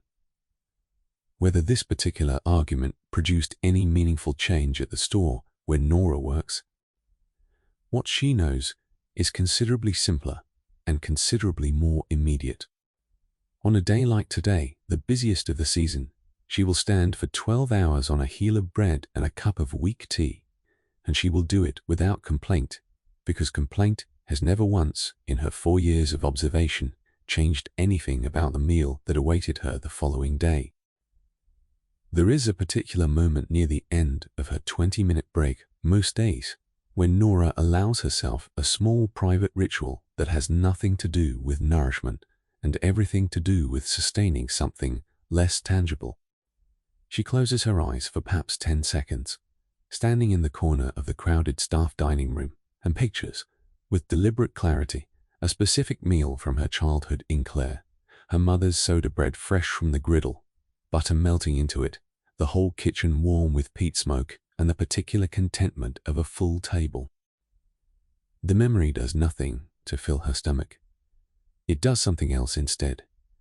Something she has never quite found words for, a small act of tending to a part of herself that the store's economy has no mechanism to feed at all. The dormitory, meanwhile, was its own contained world, several floors above the glittering sales floor, connected to it by the same narrow back staircase. Nora descended before dawn. If living where you work sounds, on its surface, like a convenience, a simple elimination of any commute, the reality inside these staff dormitories complicates that convenience considerably. Nora shares her room with 3 other girls, a space perhaps 12 feet by 14, tucked under the eaves of the building's top floor, a location chosen not for the comfort of the residents, but because it was the least commercially useful space in the entire structure, unsuited to selling floors or storage of fine merchandise, and therefore available to be given over to the staff who needed somewhere to sleep. The room is poorly ventilated, hot and close in summer, cold enough in winter that the 4 girls sleep in as many layers as they can manage without restricting movement entirely. There are 4 narrow beds, a single shared washstand, and the trunk at the foot of each bed that holds the entirety of what each girl owns. Privacy, in any sense a modern person would recognize the word, does not exist. Dressing, undressing, washing, weeping, on the rare occasions any of them allow themselves to weep. All of it happens within full view of 3 other exhausted young women doing the same in the same small space. A matron oversees the dormitory floor with an authority nearly as total as the floorwalkers exercise below. Curfew is strict, the door to the stairwell locked at a fixed hour each night, and any girl not inside by that hour finds herself, at minimum, facing a serious reprimand, and in some documented cases, dismissal outright. The 2 consequences, job and housing, being impossible to separate from one another in a system that had deliberately fused them. The matron conducts her own inspections as well, checking the tidiness of the rooms, the behavior of the girls, watching for anything that might suggest impropriety. A category broad enough to cover a girl receiving an unapproved letter, or simply staying out later than the approved hour on her single day off each week. The particular irony of this arrangement is not lost on the girls who live inside it, even if none of them would phrase it the way a modern observer might. 4 floors below their narrow, unheated room, the store sells beds. Not simple beds, but the finest beds available in the city. Deep feather mattresses, linen sheets with thread, counts the girls handle daily but will never sleep under. Elaborately carved frames displayed in room settings so complete and so inviting that customers sometimes remark that they could imagine living there permanently. The store that manufactures and sells the very idea of a beautiful, comfortable home gives its own staff the thinnest possible version of a narrow bed, a shared trunk, a room too hot in summer and too cold in winter, 4 floors above the merchandise that promises exactly what these women will never have. Nora's own bed sits nearest the small window, a position she has held for 2 years now. Since the previous occupant of that spot, a girl named Margaret, married and left the store's employ, an outcome every girl in the dormitory quietly hopes for, and almost none of them plan around. One of the only reliable exits from a life like this one, and hoping for it as a plan, rather than simply an eventual grace, is his own kind of vulnerability nobody wants to admit to out loud. Tonight, when Nora finally climbs the back stairs after the store closes, this narrow room and this narrow bed will be the entire scope of what waits for her. The whole of her private world, contained in 12 feet by 14, shared with 3 other women who understand better than anyone else alive. The physical structure of the dormitory floor reveals, in small architectural details, exactly how the building's owners weighed the relative importance of the spaces within it. The customer areas below feature high ceilings, generous window placement, ventilation systems installed at considerable expense to keep the selling floors comfortable even during the crush of a busy sale day. The dormitory floor, tucked directly under the roofline, has none of these considerations. The ceiling slopes sharply on one side of Nora's room, low enough that she must stoop to reach her own trunk. The single window is small, positioned high on the wall, offering a narrow rectangle of sky and very little in the way of actual airflow. A design decision that made sense from the standpoint of the building's exterior symmetry as viewed from the street below, and made considerably less sense from the standpoint of 4 women trying to breathe comfortably on a humid July night. Water for washing arrives via a single tap at the end of the corridor, shared among all the girls on this floor, perhaps 30 of them in total, which means that in the crowded hour before curfew, when everyone is attempting to wash away the accumulated grime of a 12-hour shift at roughly the same time, a genuine queue forms. Girls waiting their turn with basins in hand, trading small talk and small complaints in the particular weary camaraderie of women who have all just survived the identical ordeal. Hot water is not available at all on this floor. Whatever washing happens in water drawn cold from the tap, a fact that in winter makes even the simple act of washing one's face before bed into something requiring a small, private act of will. The matron who oversees this floor, a woman in her 50s named Mrs. Moore Pruitt, occupies a small private room at the end of the corridor, a room that, unlike the girls' quarters, includes its own washstand and a proper window that actually opens. Mrs. Pruitt is not, by the accounts of the girls who have served under her for years, a cruel woman in any dramatic sense. She simply enforces the rules she has been given with a consistency that leaves no room for exception, because she understands from long experience that the store holds her personally accountable for any breach of curfew, any impropriety, any visitor who should not have been permitted past the staff entrance. Her strictness is not, in Nora's estimation, malice. It is simply the shape that her own precarious employment takes, passed down and applied to the girls below her, the same way the fine schedule passes down from the store's owners through the floor workers to the sales staff. Everyone in this structure, it sometimes seems to Nora, is enforcing rules upon someone else, precisely because rules are being enforced upon them in turn. A long chain of pressure running from the top of the building to the very bottom, with nobody at any level entirely free of it. The trunk at the foot of Nora's bed holds in its entirety everything she owns that is not currently on her body. 2 changes of underclothes, a second, older uniform dress, worn now only for laundering rotations when her primary dress is at the cleaner, a small Bible given to her by her mother the morning she left Claire, its pages soft from 4 years of handling, a handful of letters from home, tied with a ribbon that has faded from red to a pale, uncertain pink, a comb, a hairbrush with several bristles missing, the folded scrap of tissue paper, and, at the very bottom, wrapped in a handkerchief, the small sum of money she has managed to save, coin by coin, over 4 years, against some future she has not yet fully allowed herself to imagine, whether that future involves marriage or simply the accumulated security of knowing that a single dismissal would not leave her with absolutely nothing at all.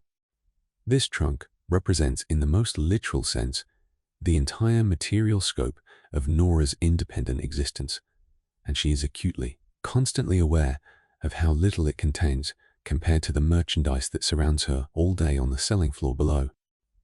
A single evening gown displayed in the store's finest department costs more than everything in her trunk combined. She does not dwell on this comparison often, because dwelling on it serves no purpose she can identify, but it surfaces, unbidden, in quiet moments. A small, persistent awareness of exactly how thin the material foundation of her life actually is, propped up entirely by a wage that could vanish within a single day's dismissal, a room she does not own, and a trunk of belongings that could fit, with room to spare, inside a single one of the ornate wardrobes displayed 4 floors below. Winifred, the newest of the 4 roommates, once asked Nora, in a quiet moment shortly after arriving, whether it ever stopped feeling strange, folding silk gowns worth more than a year's wages while owning almost nothing herself. Nora considered the question for a long moment before answering honestly that she was not sure it ever fully stopped, only that a person learned, over time, to carry the strangeness more quietly, tucked somewhere alongside all the other small discomforts a shift required her to hold, without complaint. Which brings us to the quiet tenderness that existed alongside all of this, because the 4 girls sharing that narrow room were not simply 4 exhausted strangers passing each other in the dark. They were, by necessity and by genuine affection, something closer to a family built inside conditions that made real family impossible for most of them to maintain across an ocean. Every night, in the hour between the closing of the store and the ringing of the curfew bell, a specific, unspoken ritual plays out in Nora's room. The girls help each other unlace corsets, reaching around each other's backs to loosen strings that fingers too tired to manage alone simply cannot reach. They take turns with a single chipped basin, cold water, soaking blistered feet in shifts, offering small, practiced sympathy for whatever new ache the day has produced, a sympathy that carries real weight precisely because it comes from someone who understands exactly what the ache feels like, having felt an identical version of it herself only minutes before. And on nights when one of them has managed to smuggle a small extra portion of bread or a bit of cheese from the staff kitchen, hidden in a pocket or a fold of an apron, it gets shared, quietly, divided into 4 smaller portions. Because the unwritten rule of the room has always been that whatever small comfort exists gets spread as far as it will go. This is not a small thing. In a system built almost entirely around isolating each woman inside her own performance, her own posture, her own carefully managed smile. The private hour in the dormitory each night is the one place where the performance is allowed to stop entirely. Here, Nora's face can show exactly what her feet feel like. Here, a girl can weep over a fine she cannot afford without a floor walker noting it in a ledger. Here, exhaustion is simply the shared condition of the room, acknowledged openly rather than concealed at every possible moment. But underneath even this tenderness runs a current of fear that never fully goes quiet, because every one of these women understands with total clarity exactly what would happen if she lost this job. It would not simply mean the loss of a wage. It would mean the simultaneous loss of the room they are sitting in right now, the narrow bed, the shared basin, the whole fragile structure of daily survival that the store had deliberately fused into a single employer relationship. A girl dismissed on a Friday could find herself, by Saturday evening, with nowhere at all to sleep, no income, and in a city that judged unemployed, unhoused young women with a harshness that could tip quickly into questions of respectability, entirely disconnected from the actual circumstances of her dismissal. Nora has watched this happen twice in 4 years, watched a roommate's trunk packed in tears within hours of a dismissal notice, watched the scramble to find a cousin, a distant acquaintance, anyone all willing to offer a floor to sleep on for a few nights while the search for new work began. Both times, the fear that moved through the remaining girls in the room afterward was not abstract sympathy. It was recognition, the understanding that the same thing could happen to any of them on any day, for an infraction as small as a wrinkled collar or a floor walker, a foul mood, and that the kindness they extended to each other every night existed entirely inside a structure built to make that same kindness precarious. Nora's 3 current roommates each carry their own version of this precariousness. There is Winifred, 19, who arrived at the store only 8 months ago and still moves through her shifts with a visible tension that the older girls recognize as the particular anxiety of someone who has not yet learned exactly where the invisible lines are drawn, who is still discovering, through occasional small finds, precisely what the floor walkers will and will not tolerate. There is Effie, 23, the oldest of the 4, who has been at the store nearly 6 years now and carries herself with a hard-won steadiness that the younger girls find deeply reassuring, though Nora has noticed, in quieter moments, a particular weariness settling into Effie lately. A sense that 6 years of this exact routine has begun to feel less like a temporary arrangement and more like the permanent shape of her life. And there is Josephine, 20, quick-witted and often the one who makes the others laugh in the hour before curfew. A skill Nora has come to understand as its own form of labor, a deliberate choice to keep the room's spirits from sinking too far, performed for her roommate's benefit the same way Nora performs warmth for her customers. Except that Josephine's version, unlike Nora's, seems to come from something genuine rather than something manufactured under duress. Tonight, after the boots come off, and before sleep finally claims any of them, the 4 women will spend perhaps 20 minutes in low conversation, trading small observations about the day's chaos, commiserating over specific finds each of them absorbed, offering the particular comfort that comes only from being heard by someone who does not need the situation explained to her, because she lived through an identical version of it only feet away. This conversation will not solve anything. It will not undo a single fine or ease a single ache. But it is, within the narrow confines of what this life allows, the closest thing to genuine relief that any of them has access to, a 20-minute window each night in which none of them has to perform anything at all for anyone. Tonight, Josephine has managed to smuggle out a small heel of cheese from the staff kitchen, wrapped carefully in a handkerchief and tucked into her apron pocket during the confusion of closing.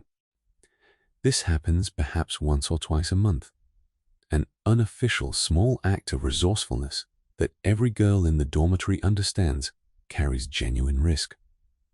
Dismissal for theft being a real and serious consequence should anyone in authority discover it. Josephine divides the cheese into 4 careful portions on the edge of her bed, and the ritual that follows, each girl receiving her small share, eating it slowly, savoring what amounts to perhaps 2 bites apiece, carries a weight far beyond its actual nutritional value. It's an act of defiance, small and quiet and entirely unremarked upon by anyone outside this room. A reminder that even inside a system built to extract everything it can from their bodies, these 4 women retain some small capacity to choose generosity toward one another, to take a genuine risk on each other's behalf, to insist in this one small way. Don, a form of abundance, the store itself has never once offered them. Effie, watching the cheese being divided, remarks quietly that her own mother used to divide an apple this same way. 4 slices for 4 children, back before Effie ever crossed an ocean or set foot inside a building this grand.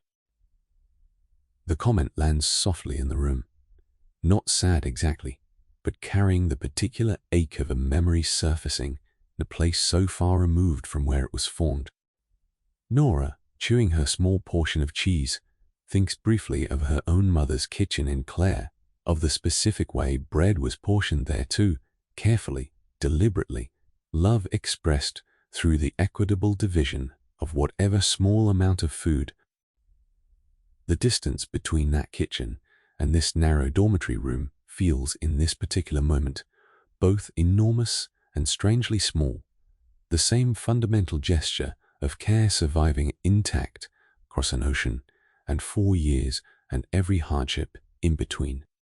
By 6 o'clock, the crowds on the ground floor have begun to thin, and by past, the last customers are being gently, persistently guided toward the doors by staff whose politeness never once wavers even in these final exhausted minutes of a 14-hour day that began for Nora before dawn. 1893 was the year 1 of the first great department stores installed electric lighting throughout its entire selling floor, a genuine marvel at the time, and by 1912, the ritual of extinguishing that lighting each evening had become its own small, practiced ceremony, formed by staff too tired to notice how strange it was that turning off a room full of electric chandeliers required almost as much choreography as turning them on.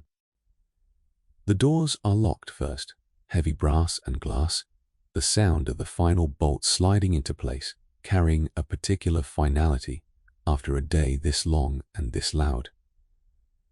Then the covering begins. Heavy canvas sheets, kept folded in a storage closet near each department, get pulled out and draped over every glass display case on the floor, protecting the merchandise from dust overnight, and in the process, transforming the glittering selling floor into something closer to a room full of ghosts. Pale shapes under grey cloth, where an hour earlier there had been gloves and silk and imported perfume gleaming under electric light. Nora sweeps her section of the marble floor with a soft broom, the same motion she has performed at the close of every shift for 4 years, gathering the accumulated debris of a day's commerce, tissue scraps, a single dropped hairpin, the faint grey dust that settles even in a building this carefully maintained. The head of her department tallies the day's receipts nearby, reading figures aloud to a clerk who records them in a heavy ledger, the spring sale having, by every measure that mattered to the store, been an enormous success. The specific quality of light in the store at this hour is something Nora has come to genuinely appreciate, one of the few aspects of the closing ritual that offers something resembling pleasure rather than simple relief. The electric chandeliers have been dimmed, though not fully extinguished, leaving a soft, amber glow that falls very differently across the marble floor than the harsh, bright illumination of a full business day. In this dimmer light, the canvas-draped display cases lose their daytime function entirely and become, instead, something closer to sculpture. Pale grey shapes standing in soft shadow, the whole floor transformed into a space that belongs, for these brief minutes, to nobody but the handful of staff still moving through it. And then, once the covers are on and the floor is swept and the receipts are tallied, something happens that Nora has never stopped noticing, even after 4 years of experiencing it nightly. The silence arrives.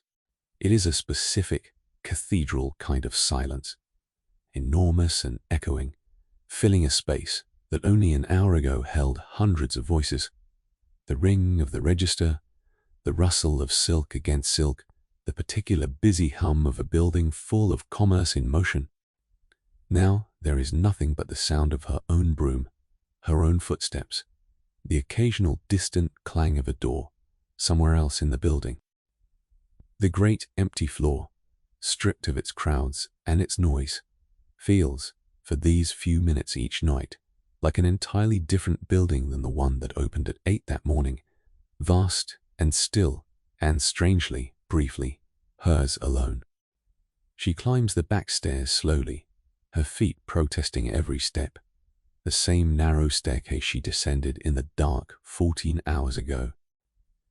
The dormitory is quiet when she reaches it, her roommates arriving one by one over the following half hour, each of them moving with the same careful, deliberate slowness of bodies that have spent the entire day forcing themselves upright. Nora sits on the edge of her narrow bed. She reaches down and begins finally to unlace her boots, working each hook free with fingers that ache from a full day of small, precise motions. And when the first boot comes free and she eases it off her swollen foot, the relief that moves through her entire body is so immediate and so total that she has to sit still for a moment simply to absorb it. The second boot follows. She flexes her bare toes against the cold floor, feeling the blood move differently now, unrestricted, and the ache does not disappear. Not entirely. Not after a day like this one. But the specific, sharp pressure of the boots is gone. And for tonight, that is enough. Nora's experience on this single Saturday was in nearly every particular an ordinary one, repeated across the city and across the country in every grand department store that had adopted the same operating logic. By 1912, the retail sales floor had become one of the largest employers of young women in urban America, drawing girls from farms, from immigrant families newly arrived, from small towns where the available work offered even less in the way of wages or advancement. Estimates from the period suggest that hundreds of thousands of women across the country worked in conditions substantially similar to Nora's, standing for 10 to 12 hours daily, subject to fine schedules of comparable severity. Earning wages that social investigators of the era consistently found inadequate to support a woman living independently in any major city. This was, in other words, not a single store's peculiar cruelty. It was an entire industry standard operating model, developed and refined across dozens of competing establishments that had each, independently, arrived at nearly identical conclusions about how to extract maximum performance from their sales staff at minimum cost. The uniform requirements, the no-sitting policy, the fine schedule, the staff dormitories with their curfews and matrons. Each element, wherever it appeared, served the same underlying function, converting a young woman's labor, her endurance, her composure, and often her very housing and food, into value that flowed almost entirely upward, toward the store's owners and shareholders, while the women producing that value retained barely enough to sustain themselves for another day of producing more of it. The reform movements that eventually challenged this model, the campaigns for seats, for shorter hours, for minimum wage standards specific to retail work, would take years and in some cases decades to produce meaningful legal change. Nora will not live to see most of those changes arrive, at least not during the years she remains at this counter. She works tonight inside a system that will continue largely unaltered for the length of her career here. A system she has learned to survive rather than to change, because survival, for a woman in her precise circumstances, in this precise year. Step back for a moment from the details, from the gloves and the corset and the floor walker's watchful eye and the narrow room shared by 4 exhausted women, and look at the whole shape of what this single Saturday actually required of Nora Kavanagh. There is a pattern here, and once you have seen it, you will not be able to unsee it in any romanticized image of this era you encounter again. The first pattern is this. The appearance of effortlessness required enormous, invisible, physical cost. Every element of the shopgirl fantasy that the modern world finds so appealing, the graceful posture, the unhurried movement, the warm, patient smile that never seems to falter, no matter how demanding the customer, was the visible surface of a system of bodily discipline so exacting that describing it fully takes hours. There was nothing effortless about standing 12 hours in a corset that restricted her breath. There was nothing effortless about maintaining a pleasant expression through a customer's casual cruelty. There was nothing effortless about the whalebone collar, the laced boots, the constant private vigilance over her own visible fatigue. The effortlessness was the performance. The cost was the reality, and Nora paid that cost in full every single day in a currency of aching feet and compressed ribs and a face trained never to show what any of it actually felt like. The second pattern is this. The store sold a life of leisure. It structurally denied to the very women who produced it. The entire building existed to offer wealthy customers an experience of frictionless ease, endless choice, unhurried browsing, effortless indulgence, and every single element of that experience was manufactured through labor that was its precise opposite. Nora stood so that customers could sit, in a manner of speaking, at least metaphorically, unburdened by any thought of the effort required to present 100 pairs of gloves for their casual inspection. She smiled so that customers never had to consider whether their own behavior was pleasant or reasonable. She absorbed exhaustion, fear, hunger, and physical pain so that the floor above the dormitory could remain, for 12 hours a day, an uninterrupted fantasy of luxury with no visible cost attached to any of it. The third pattern, surveillance and discipline, were dressed up as elegance and standards. The floor walker's constant patrol, the matron's morning inspection, the itemized fine schedule that could erase a day's wage over an expression judged insufficiently enthusiastic. None of this was ever described by the store itself in the language of control. It was described as maintaining standards, as ensuring quality, as protecting the store's reputation for refinement. But the actual mechanism watched constantly, judged constantly, financially punished for any visible sign of being a tired human body rather than a flawless fixture of the selling floor, was control in nearly its purest form, simply given a more genteel name. And the fourth pattern, the one that perhaps matters most,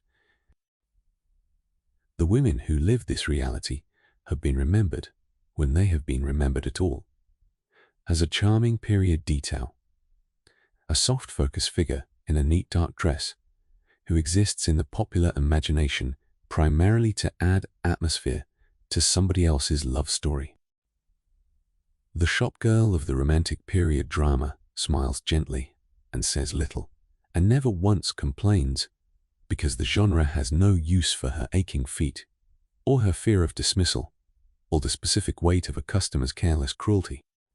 She has been flattened into a background detail in someone else's glamour, the same way the actual merchandise she sold was arranged behind glass, present, decorative, and entirely silent about what it actually cost to produce.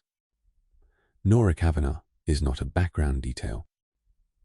She is a young woman managing, on a single ordinary Saturday, a physical and emotional discipline that would exhaust most people in a single hour, sustained by her for 12, day after day, week after week, in exchange for a wage that barely covered the cost of the uniform required to earn it. And the distance between the fantasy and the reality, the glittering counter and the aching feet under it, is not an accident of the historical record. It is the entire point of the record, constructed with as much deliberate care as the store's own window displays. There is a fifth pattern worth naming, one that connects this story to a much longer thread running through the history we have examined on this channel before, and through countless other threads we have not yet had the chance to pull. The specific mechanism changes from era to era, from occupation to occupation. A frontier woman's labor was concealed behind the language of simplicity. A Victorian woman's bodily reality was concealed behind the language of delicacy and modesty. And here, in this glittering commercial cathedral, a shopgirl's exhaustion was concealed behind the language of standards, of refinement, of the store's own carefully cultivated reputation for elegance. In every case, the concealment served the same fundamental purpose. It allowed the beneficiaries of a woman's labor, whether a husband, a customer, or a shareholder, to enjoy the product of that labor without ever having to reckon with its true cost. And it allowed the culture at large to admire the result, the clean linen, the composed lady, the effortlessly gracious shopgirl, without ever asking the far less comfortable question of what precisely had been required to produce it. Consider, for a moment, the specific architecture of the department store itself, and how perfectly it embodied this concealment in physical, structural form. The customer-facing floors, the ones that mattered to the store's image and its profits, received every possible investment: marble, brass, electric lighting, expensive and cutting-edge for the era, careful climate control, so far as the technology of the day allowed, to keep the wealthy shopper comfortable through a long afternoon of browsing. The staff-facing spaces, the dormitory floor, the staff dining room, the cramped stockrooms where girls like Nora spent portions of every shift, received the barest minimum investment the store could justify without provoking outright scandal. This was not accidental. It was in its own way an honest reflection of where the store's actual priorities lay, made visible in stone and plaster and the placement of windows, even as the store's public rhetoric insisted at every opportunity that its staff were valued, that its standards reflected care rather than extraction, that the whole grand enterprise operated according to principles of refinement, rather than the much older, much less flattering principle of getting as much as possible from a worker while giving back as little as the market would tolerate. And there is a sixth pattern, quieter than the rest, that deserves its own moment of attention before we close. It concerns not the store, not the customers, but the women themselves, and the particular form of dignity they managed to construct inside a system explicitly designed to deny them any. Nora's folded scrap of tissue paper, the 20 minutes of shared conversation before curfew, the small, practiced kindness of unlacing a roommate's corset after a brutal shift. None of these things were given to her. She built them herself, carved them out of the narrow margins the system left unpoliced, and in doing so, she preserved something of herself that no fine schedule and no floor walker's notebook could ever fully read. This is not a small accomplishment. It is arguably the most remarkable thing in this entire story, more remarkable than her endurance of the physical demands, because endurance alone can be a form of mere survival, while the deliberate construction of small beauty and small tenderness inside a hostile system is something closer to genuine resistance, quiet and unannounced, but real. None of this required grand gestures or dramatic defiance. It required only the persistent, ordinary decision, made fresh each evening by 4 exhausted women, to treat one another with a gentleness the world downstairs had never once extended to any of them. The store, for its part, never once had to reckon with any of this. It closed its doors each night, having extracted a full day's labor from 300 women, having collected its share of fines, having tallied its receipts, and it opened again the next morning, expecting the same performance, the same composure, with no more curiosity about what sustained that performance than a customer standing at Nora's counter, admiring a pair of gloves, ever thought to wonder about the hands that had folded them. It is worth asking plainly, what would have needed to change for Nora's Saturday to have looked meaningfully different? Not a revolution, not a complete inversion of the economic order she lived within. Something considerably smaller, and in retrospect, considerably more achievable. A stool behind the counter, available without penalty. A fine schedule replaced with something resembling due process. A chance to explain rather than simply absorb.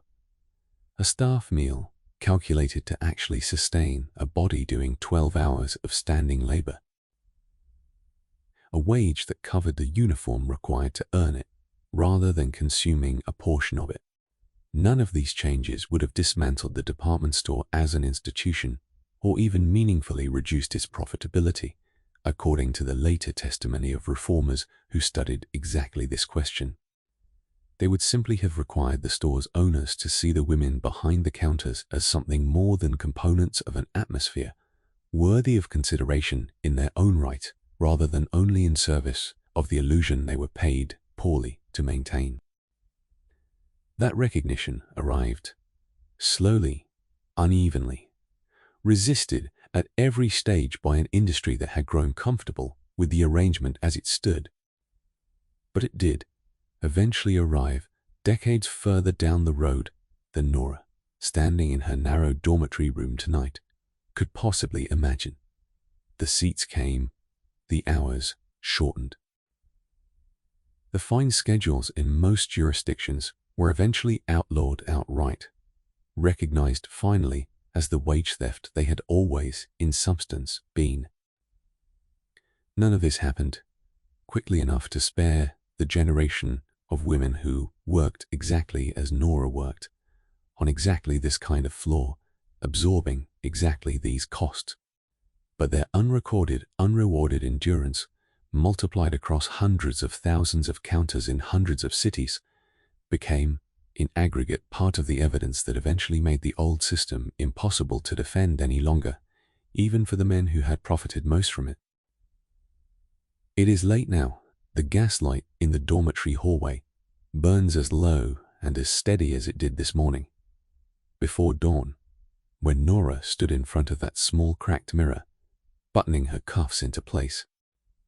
She is asleep now, the narrow bed nearest the window, her 3 roommates settled into their own beds around her.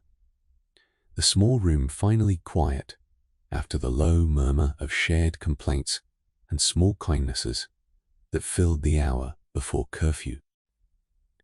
Her boots sit on the floor beside the bed, empty, the leather still holding, faintly, the shape her swollen feet pressed into it over the course of the day. You are looking at her now with different eyes than you had at the beginning of this evening. You know things about her that the elegant, composed young woman behind the glove counter never once revealed to a single customer. You know about the whalebone collar, the mark it presses into her throat. You know about the corset laced tight enough to shorten her breath, and the boots that swelled tighter than they should across 12 hours of standing. You know about the fine schedule, the floorwalker's constant watchfulness, the customer who dropped a pair of gloves onto the counter without a second thought for the young woman absorbing the small, sharp insult of it. You know about the thin soup and the stale bread eaten standing up 12 feet from chocolates she will never taste. You know about the narrow dormitory room, the shared basin of cold water for blistered feet, and the fear that runs beneath even the tenderness the girls extend to one another every single night. You know that the shop girl of the romantic imagination, gentle, decorative, endlessly patient, was a performance built on top of a body that ached in ways nobody watching her was ever meant to see. And knowing all of this, look at her again. Look at her sleeping in that narrow bed. Her feet, finally, still after 14 hours of holding her upright for an audience that never once. Her face, in sleep, has none of the careful composure it held all day. It is simply young woman's face, tired and at rest, and entirely her own, for these few remaining hours before the bell rings again and the whole performance begins. Once more, she is not the figure in the painting. She is not the soft, decorative shopgirl of the period drama, present only to add elegance to somebody else's glittering afternoon. She is the person that figure was designed to hide, a young woman with aching arches and a compressed rib cage and a scrap of tissue paper folded carefully in the bottom of her trunk, because it is the one beautiful thing in this entire building. And she is magnificent, not despite the corset and the fines and the 12 hours of standing. Right in the middle of all of it, holding herself upright through an entire performance that the world she served would never once think to thank her for. Consider what tomorrow holds for her, because tomorrow is not a rest day.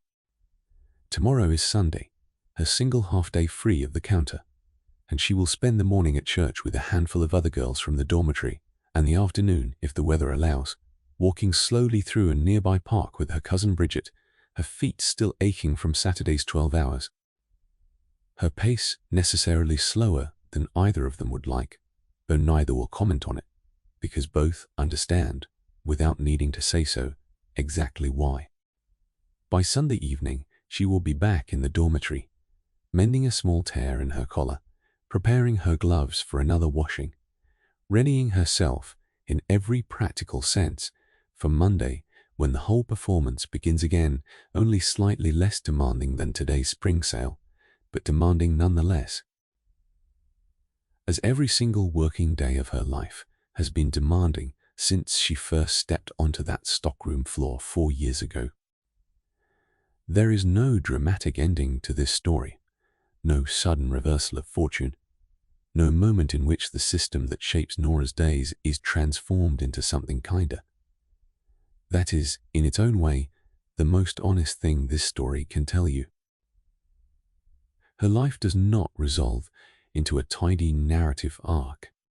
It simply continues, week after week, the same uniform, the same counter, the same fine schedule, the same narrow bed, for as long as her body holds out, or until some other circumstance, marriage, illness, a better position elsewhere, finally changes the shape of her days. Somewhere in the years ahead, reform will come to industries like hers, seats behind counters, shorter hours, wages that bear some more reasonable relationship to the cost of living in the city she calls home. But that reform arrives slowly, unevenly, and often too late, for the women already worn down by the years before it.